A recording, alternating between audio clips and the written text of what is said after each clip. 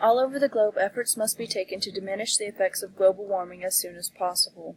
However, many of the wealthier nations have drastically contributed to the amount of CO2 and other greenhouse gases in the atmosphere. One of these nations has contributed insurmountably, but still refuses to make any changes. This nation is the United States. In order to make the world healthy again, carbon dioxide levels must be reduced. This is necessary to limit near-term climate change and long-term warming. There are other greenhouse gases, for example methane, and other components, for example black carbon aerosols, that contribute to warming, and these components do exert stronger warming effects than carbon dioxide. However, carbon dioxide persists much longer in the atmosphere.